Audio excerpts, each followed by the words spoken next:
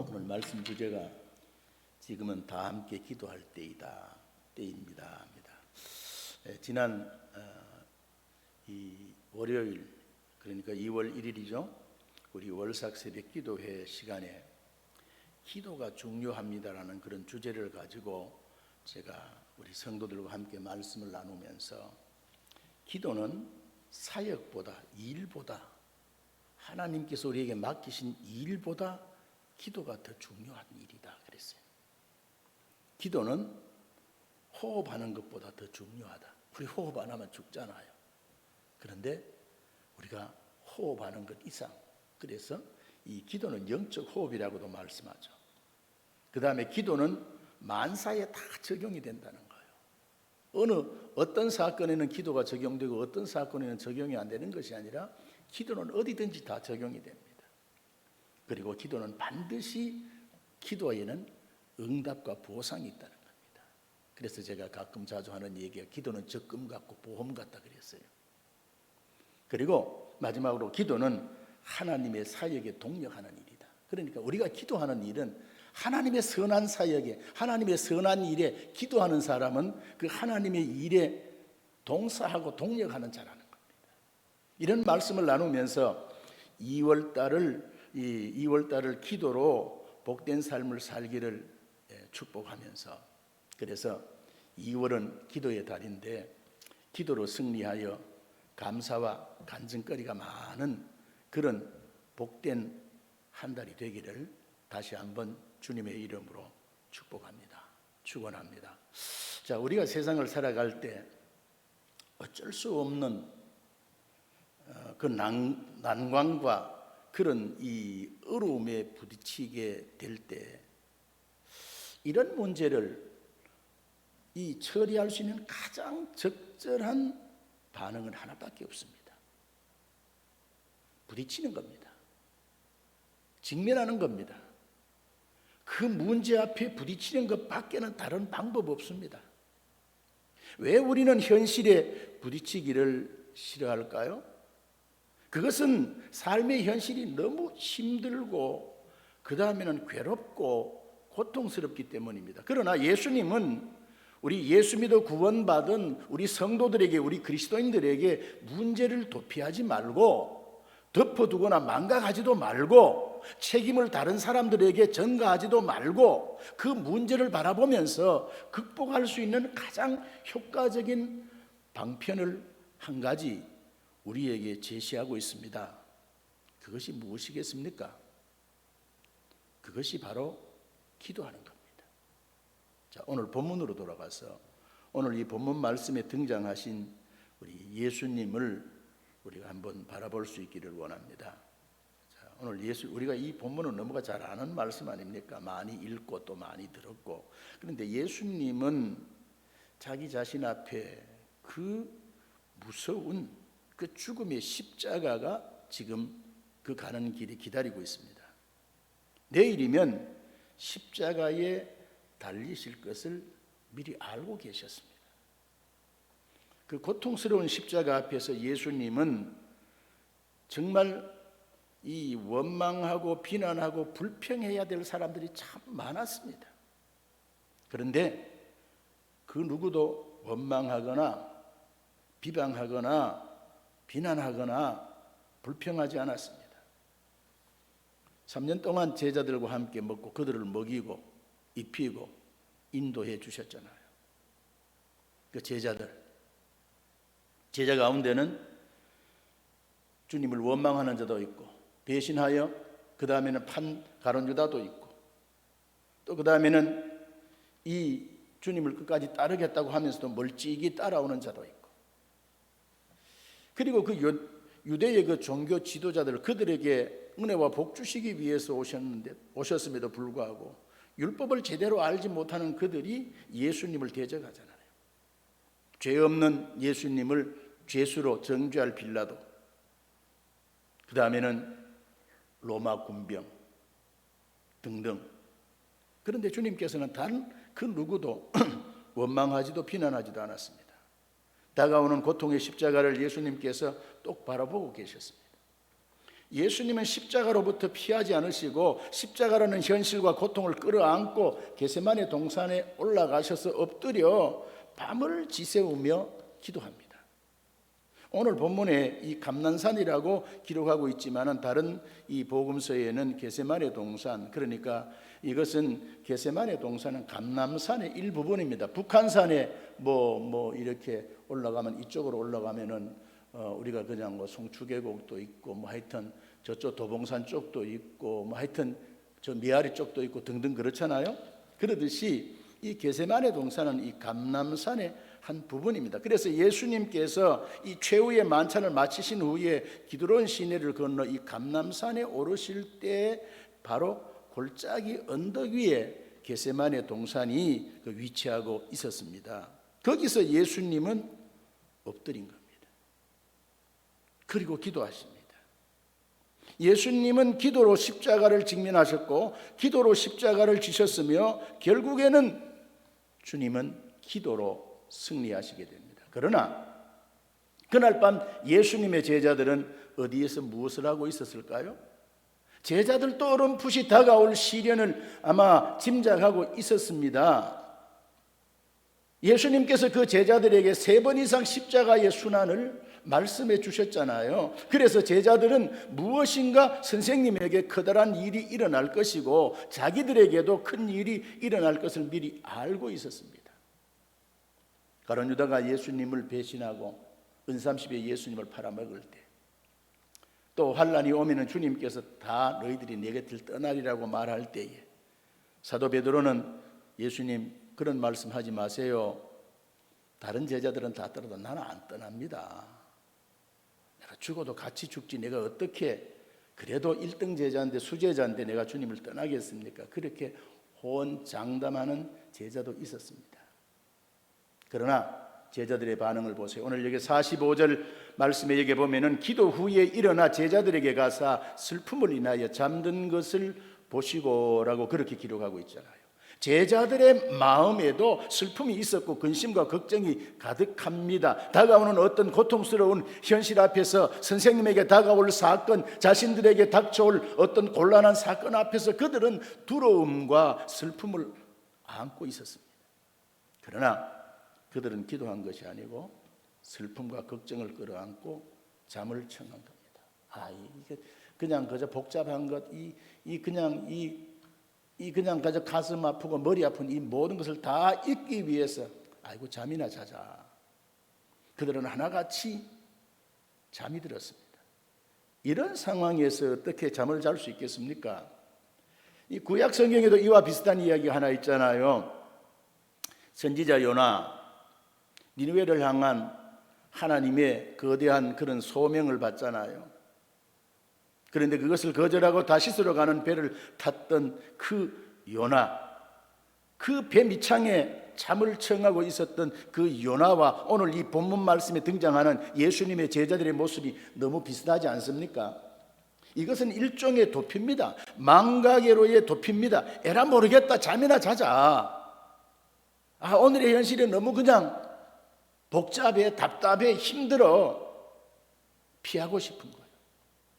그때 예수님은 그들 곁에 다가오십니다.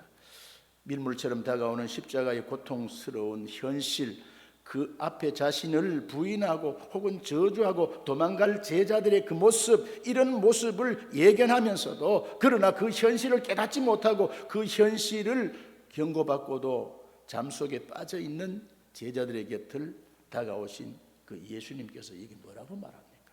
어찌하여 자느냐라는 거예요. 우리 사랑하는 장흥성도 여러분, 이것은 오늘을 살아가고 있는 우리들의 삶의 정황과 너무너무 비슷하지 않습니까? 지금이 기도해야 할 때라고 생각되지 않습니까?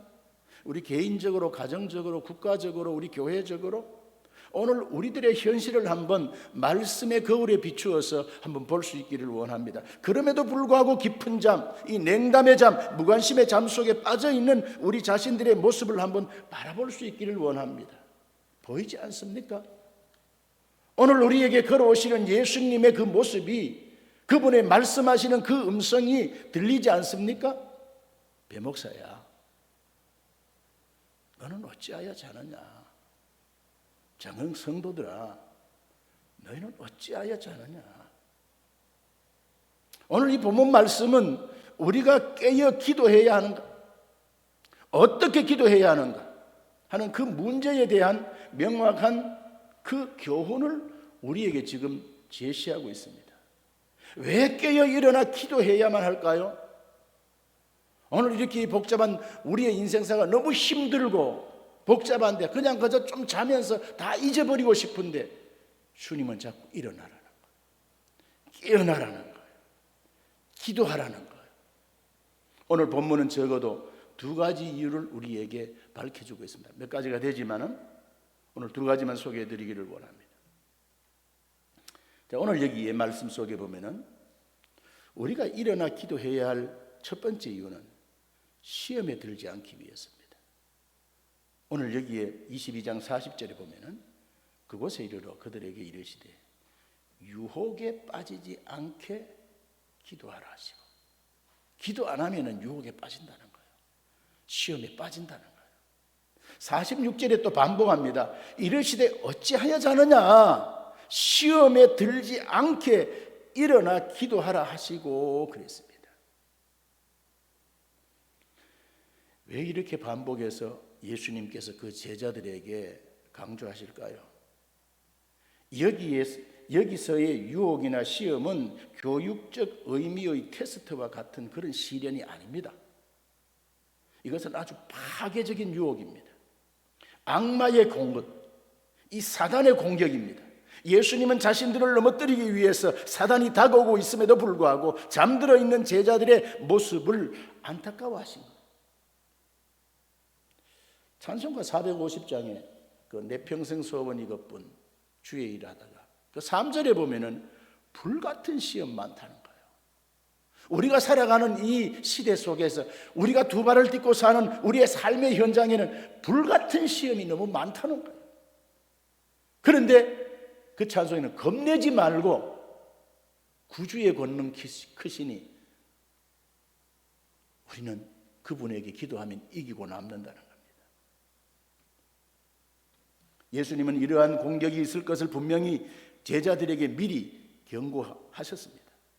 오늘 이게 31절에도 보면은 베드로를 향한 예수님의 경고가 일찍이 주어지지 않았습니까? 시몬아 시몬아 보라, 사단이 너희를 밀가부로도 하려고 요구하였으나 시몬아 베드로야, 사단이 너를 넘어뜨리려고 너를 파괴하기 위해서 내 틈을 노리고 있다. 그러므로 내가 너를 위하여 내 믿음이 떨어지지 않도록 기도한다는 거예요.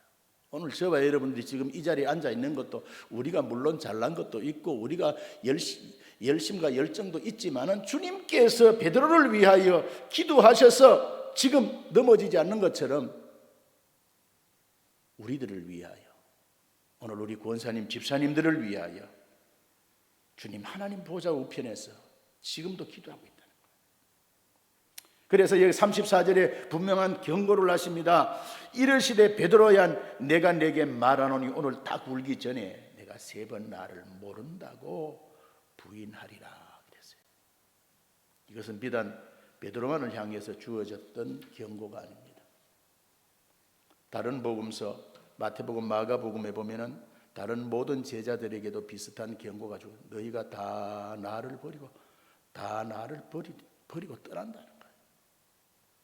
자신의 삶을 무너뜨릴 수 있는 시험이 다가오는데도 불구하고 제자들은 이 경고를 받고서도 잠들어 있는 거예요.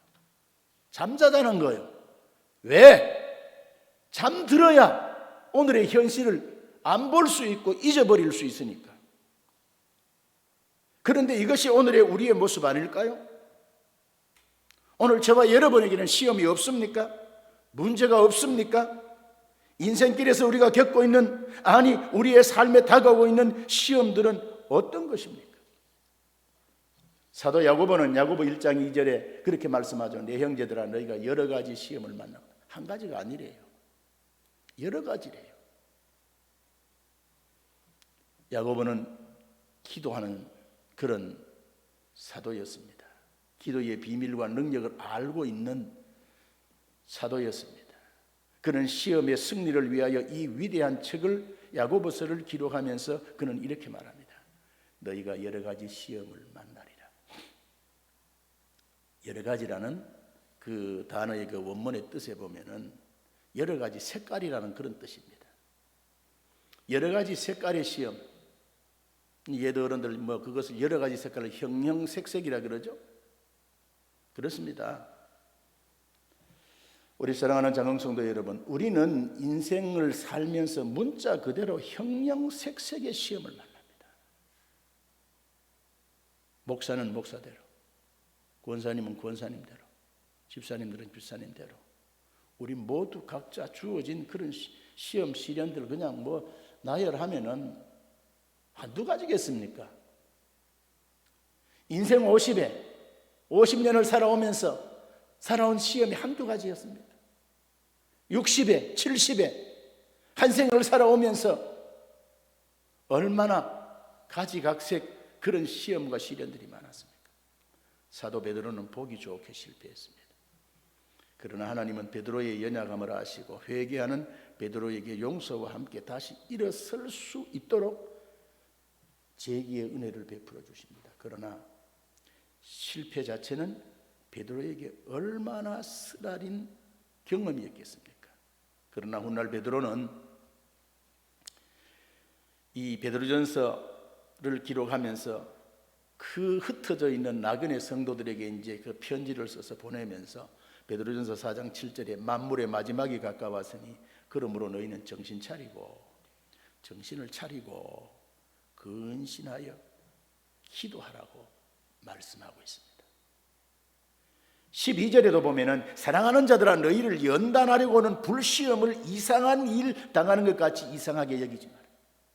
하나님께서 개인이나 가정이나 그 다음에는 오늘 이 시대적으로 이런 어려운 문제를 줄 때에 여기 하나님의 큰 뜻이 있다는 거예요.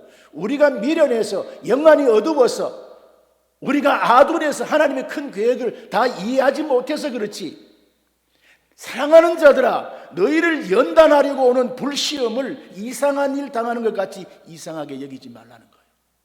앞으로 우리가 마지막 때 이보다 더 힘들고 어려운 시험과 시련이 있을런지도 모릅니다. 있을 겁니다. 그런데 욥이 시험과 시련을 잘 참고 극복하게 될 때에 갑절의 복을 받을 뿐만 아니라 그를 통해서 하나님의 영광을 높이 드러내잖아요. 우리가 개인적으로, 가정적으로, 교회적으로, 이 국가적으로, 이 시대적으로 이런 어려운 일을 당하게 될 때에 하나님께서 이것을 통해서 우리를 그냥 짓밟고 망하게 하시기 위함이 아니라 이것을 우리를 연단하기 위함이라는, 훈련하시기 위함이라는 거예요. 지금 우리가 함께 모여서 예배드리지 못하는 이런 문제들이 지금 훈련해 놓으라는 거예요. 앞으로 환난 날이 있게 되면은 이보다 더한 날도 있다는 거예요. 그럴 때에 어떻게 극복할 수 있겠습니까? 그래서 오늘 여기에 베드로는 불시험을 겪어봤잖아요. 그런 동일한 주님의 제자들에게도 인생길에 불시험이 있다는 것을 그래서 알려줄 수 있게 된 겁니다. 우리 사랑하는 장흥성도 여러분, 우리는 인생의 장에서 어느 때나 이런 불같은 시련을 겪을 수 있는 거예요. 이 시험 앞에 준비되어 있습니까? 준비해야 되지 않겠습니까? 우리 예수님은 어떻게 가르쳐주고 있습니까? 시험에 들지 말게 하옵시며. 우리가 하도 기도 안 하니까 예수님께서 기도의 모델을 만들어 주셨잖아요.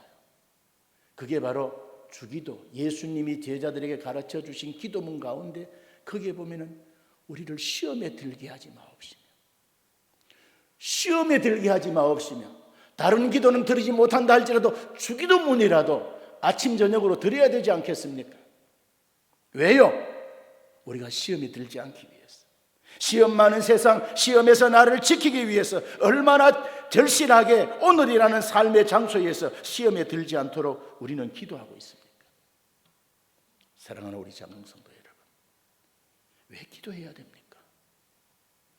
그것은 우리도 시험에 들지 않기 위해서입니다. 그럼 뭔 말입니까? 기도 안 하면 시험 든다는 거예요.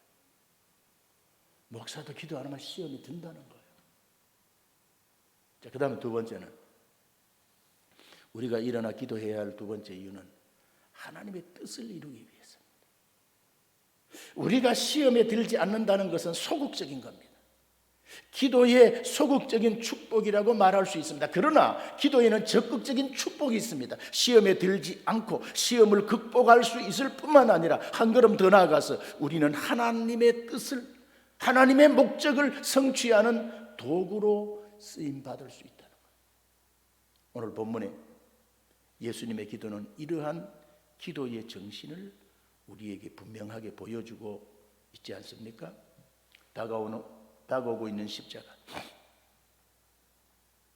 그 십자가의 고통 앞에서도 십자가를 수용할 수 있었던 그 주님의 결단의 가장 커다란 비밀은 그분이 하나님의 뜻을 바라보고 있었다는 데 있습니다.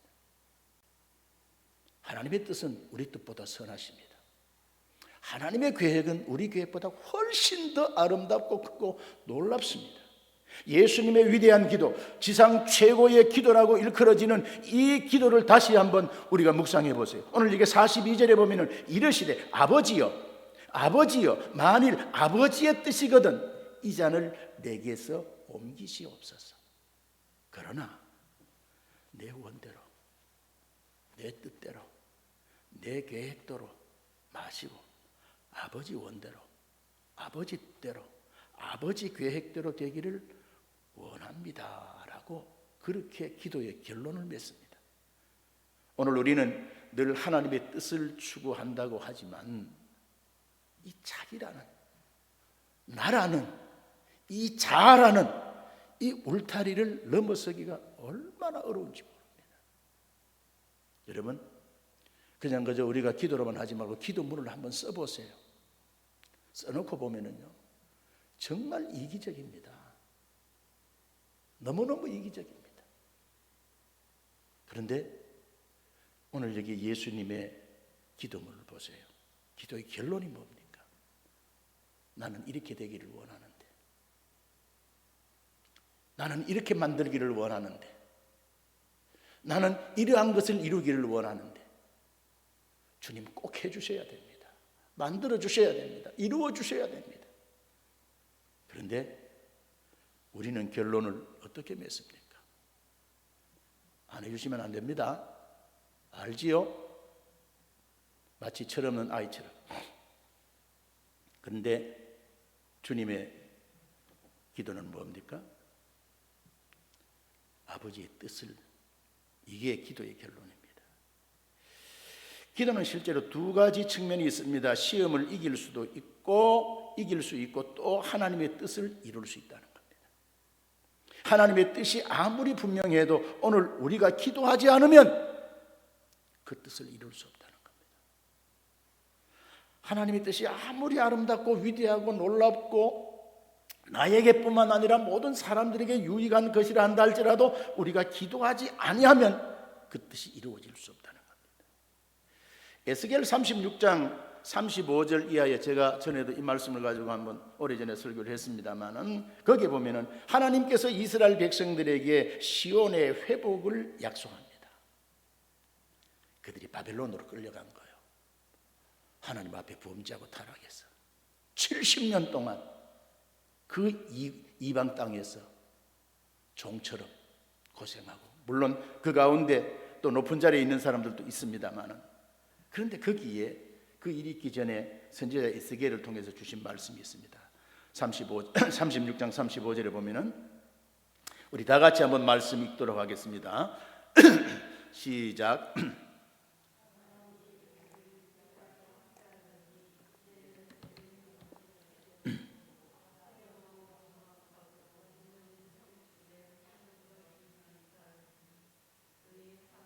남은 이방 사람이 나 여호와가 무너진 곳을 건축하며 황폐한 자리에 심은 줄을 알리라.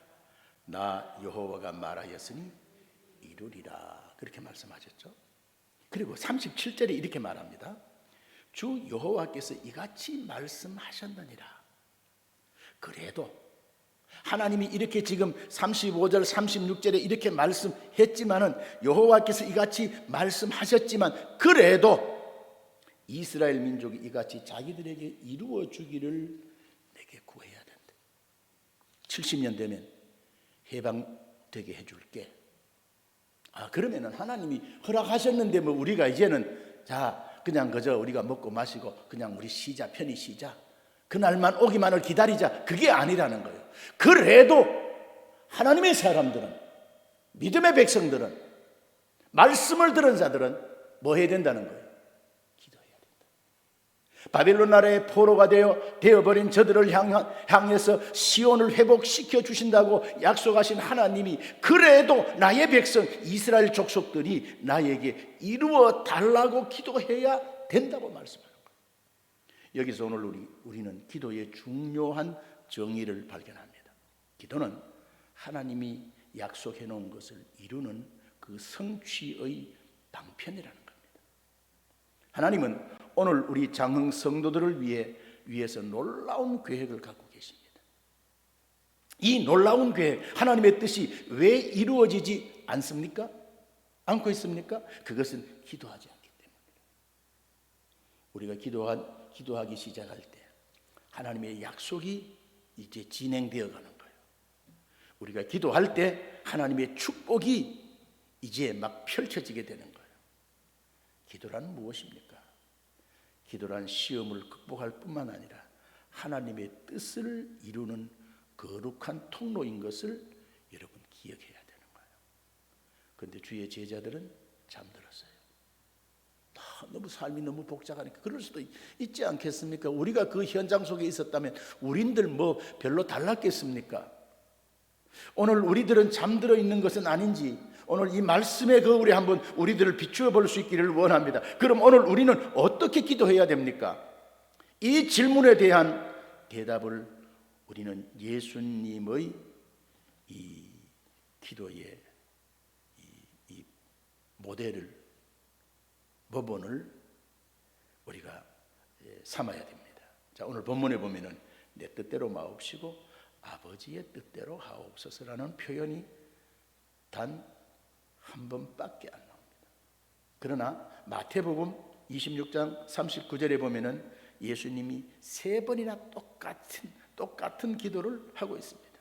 첫 번째, 두 번째, 세 번째 계속해서 할 수 있거든, 하실 수 있거든 이 잔을 내게서 옮기시옵소서. 내 뜻대로 마옵시고 아버지 뜻대로 하옵소서. 내 뜻은 있지만, 내가 바라는, 내가 원하는 그것은 있지만, 나는 이렇게 되기를 원하지만 아버지의 뜻이 이루어지기를 원합니다. 자, 철부지 어린아이가 이 이빨도 상했는데, 요새는 이제 뭐 치료를 잘하니까 괜찮습니다만, 이빨이 상했는데 자꾸 아이스크림, 그 다음에는 뭐 그 초코파이, 뭐 요새는 그런 거 아이들 안 먹나요? 어쨌든 하여튼 그런 이빨 안 좋은 것을 자꾸 요구하고 먹잖아요. 그래, 사줘, 아빠 사줘, 엄마 사줘. 그러면은 엄마 아빠가 그 아이를 위해서는 그것을 못 먹게 할 겁니다. 그렇죠? 그런데 그 아이가 엄마 나 그거 먹고 싶은데 나 뭐 먹으면 좋을까? 엄마 알아서 좀 해주세요. 엄마 뜻에 맡기면은 어머니가 그 아이를 위해서 좋은 것을 갖다 줄까요? 나쁜 것을 갖다 줄까요? 그 아이에게 그가 생각했던 것보다 10배, 100배 훨 더 좋은 것을 그 아이에게 부모는 해주기를 원합니다. 하나님은 우리의 아버지입니다. 우리를 위하여 독생자를 이 땅에 보내서 살을 찢고 피를 쏟고 죽게 하신 우리를 위해서 그 예수님과 맞바꾼, 우리는 별 볼 일 없는 죄인들이지만은 우리는 그래도 이 가격을 평가하면 예수님 짤입니다. 그래서 오늘 그 기도 제목은 하나님의 뜻대로입니다. 뜻대로. 예수님이 얼마나 간절하셨으면 3번이나 그렇게 기도하셨을까요? 오늘 이 본문에 예수님이 기도하시는 모습을 보면 거의 결사적입니다. 결사적. 우선 거기에 무릎을 꿇고 41절에 보면 유대인들은 보편적으로 기도할 때 서서 합니다. 그리고 손을 들고 그렇게들 기도합니다. 그런데 오늘 여기에 본문에 예수님의 그 기도하는 모습을 44절에 보세요. 예수께서 힘쓰고 애써 더욱 간절히 기도하시니 땀이 땅에 떨어지는 핏방울 같이 되더라. 이 누가복음을 기록한 저자는 누가입니다. 그러니까 요새도 의사가 되려면은 그 뭐 수학 그 수능 시험을 보고 1등급 정도 돼야 그냥 의대에 갈 수 있잖아요. 그러니까 이 누가는 다른 제자들보다가는 훨더, 그러니까 이렇게 그 당시 어떤 지식적인 면에 있어서는 아주 그냥 뛰어난 분입니다. 그런데 일반 보통 사람이 바라보는 시각하고 의사가 바라보는 시각이 또 다른 거예요. 그래서 의사의 눈으로 예수님이 그 기도하는 모습을 바라보실 때에 힘을 썼다는 거예요. 애를 썼다는 거예요. 기도하는데 더욱 간절히 기도했다는 거예요. 그런데 땀이 땅에 떨어질 때에 그것이 핏방울 같이 되더라는 거예요. 의사의 예리한 안목으로 예수님의 기도하는 모습을 이렇게 표현해 주신 거예요. 누가는 예수님이 기도할 때 항상 이렇게 결사적은 아니었다고 생각합니다. 오늘 본문이 시작되는 첫 구절, 여기에 보면은 22장 39절에 보면 습관을 따라 감난산에 가셨다네요. 예수님은 습관을 따라 늘 기도의 장소로, 평소에는 이런 기도를 드리시지 않은 것 같아요. 이 게세마네 동산은 습관적인 기도의 장소였습니다. 그러나 오늘은 달랐어요. 내일은 십자가를 지시는 날이기 때문에 우리 사랑하는 장흥 성도 여러분, 항상 비범한 기도를 필요로 합니다. 평범한 상황 속에서 평범한 기도가 필요합니다. 절박한 상황 가운데서는 절박한 기도가 필요합니다. 그래서 우리가 가끔 우리 새벽에도 보면은 늘 나와서 함께 기도하는 우리 성도들 가운데 보면 조용하게 묵상하며 기도하는 분이 있어요. 그런 기도가 또 필요해요. 어떤 분들은 소리를 치고 몸을 흔들고 하는 분도 있어요. 땅을 두드리는 분도 있어요. 울면서 하는 분도 있어요. 그분의 감정과 상황이 그럴 때 그분들의 기도를 보고 우리가 뭐 이렇게 함부로 평가할 것은 못 돼요. 그런데 예수님은 오늘 여기 보면은 이렇게 정말 힘쓰고 애쓰고 간절하게 땀을 쏟으며 피가 쏟아지도록 그렇게 기도하신 거예요. 아마 평소에는 이렇게 기도하지 않으신 것 같아요. 절박할 때는 절박한 기도를 드려야 되는 거예요. 그런데 여기 보면 예수님이 내 뜻대로 마옵시고, 찬이 비켜가기를 원했지만 그러나 이것이 아버지 뜻이 아니라면 내 뜻은 접고 아버지 뜻대로 하옵소서라고 기도하는 소리를 여러분 어떻게 여러분들에게는 들립니까? 제자들이 다 잔 것, 그런 그 가운데 아마 다 잠든 것은 아닌 것 같아요. 그런데 어떤 제자는 예수님의 기도 소리를 어렴풋이 들은 것 같아요. 그래서 이 복음서에 이렇게 기록해 둔 것 같습니다. 자, 우리 사랑하는 장흥 성도 여러분, 오늘 나의 삶은 절박하다고 느껴지지 않습니까? 그러면 절박하지 않다면 기도하지 마세요, 그냥. 그러나 오늘 우리 자녀들의 삶은, 오늘 우리의 가정은, 오늘 우리 한국 교회는, 우리 장흥 교회는, 사회는 우리의 삶의 모습이 절박하다면 어떤 모습으로 기도해야 합니까? 예수 그리스도는 하나님입니다. 기도할 이유가 필요가 없는 유일한 분입니다. 말씀 한마디로 천지 만물을 창조하신 분 아닙니까? 그런데 그분은 기도하셨습니다. 보통 기도하신 것이 아닙니다. 얼굴에 흐르는 땀방울이 핏방울이 되도록 한 번만 기도하신 것이 아니라 연속적으로 계속해서 이 제목을 붙들고 결사적으로 기도하셨습니다. 자신과 제자들을 위하여 엎드려 기도하던 이 예수님의 살아있는 생생한 모본, 분명한 모본에도 불구하고 우리는 잠자고 있는 것은 아닌지요. 어찌하여 자느냐. 일어나 기도하라는 주님의 음성이 들리지 않습니까? 오늘의 말씀을 맺고자 합니다. 오늘 우리가 사는 세상이 얼마나 이렇게 문제가 많습니까? 시험도 많고 사건 사고도 많습니까? 그러나 우리가 기도하면 이 절망적인 현실에서 벗어나고 회복될 줄 믿습니다.